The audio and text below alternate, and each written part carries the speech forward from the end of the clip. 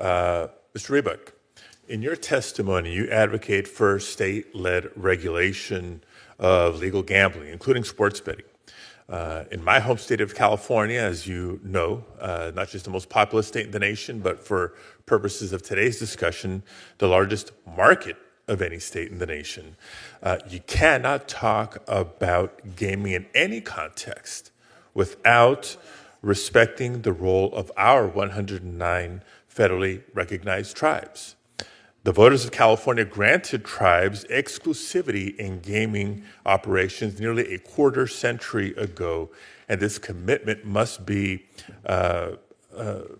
maintained in any attempts to legalize and expand sports betting.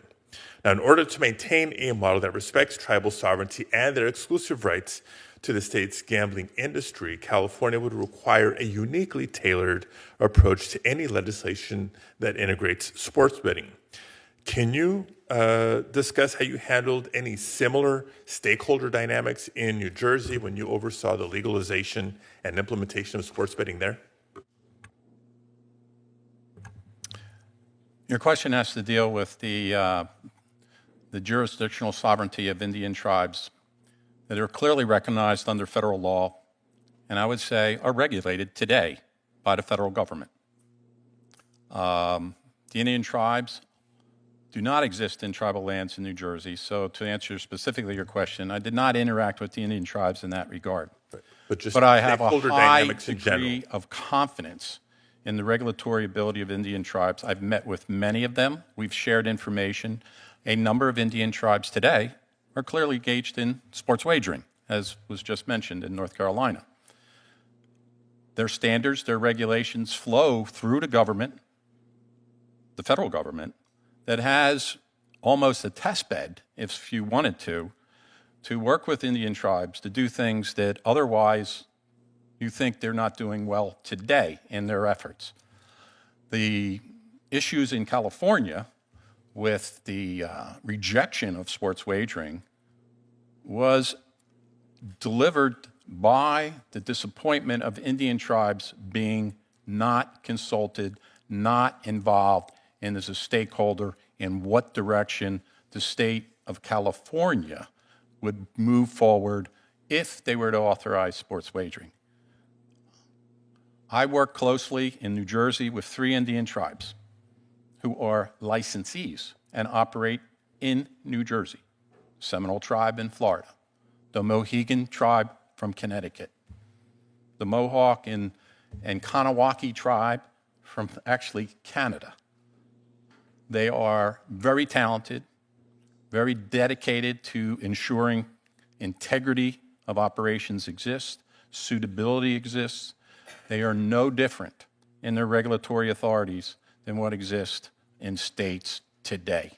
So I share your concern, and I would suggest you are on the right line of absolutely including them in any dialogue that has to deal with an expansion of sports wagering to their tribal lands or to the states that they're located in.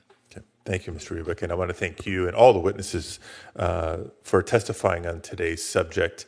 I would ask not just Chairman Durbin, but the incoming leadership of this committee in the next session, that to the extent that we're going to continue to have this conversation, to continue to explore this area, that we must include the perspectives, the voices, the participation of tribal leaders on panels like we're seeing in today's hearing.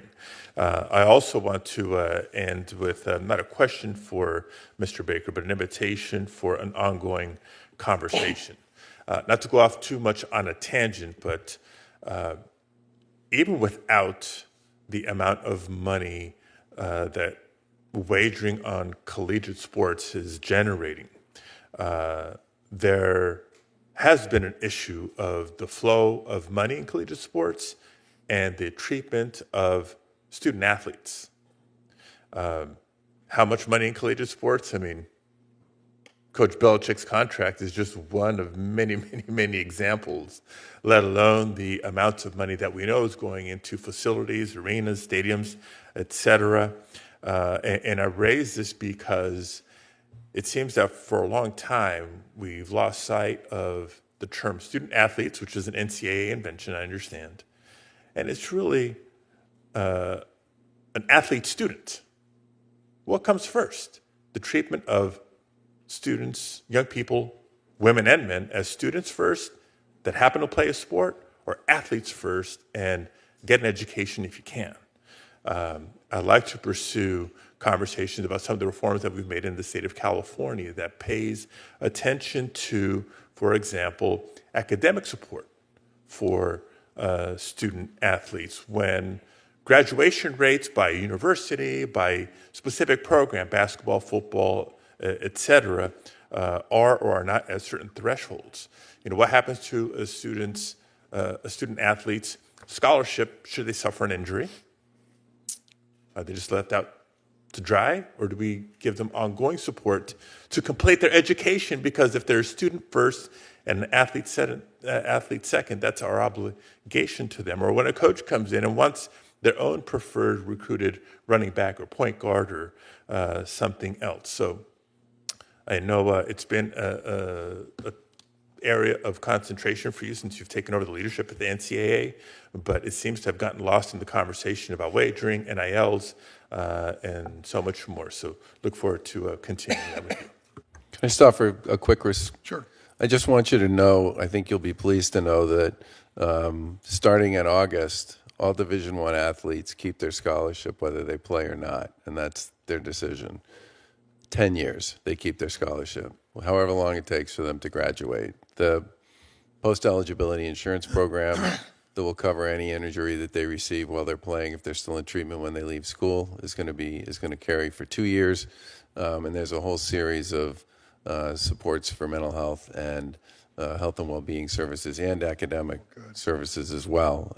We just released, I think about 2 months ago, and we'll send it to your office, Senator, the data on graduation rates, and student athletes across all three divisions graduate at a higher rate than any of their peers, no matter how you do the math, by class, by ethnicity, by race, by gender, it doesn't matter. Student athletes actually have made a lot of progress in this area, and I give them and the schools they attend enormous credit. But I will make sure we send all this information to your office. And we'll send it to the committee as well. Thanks. Senator Blackburn?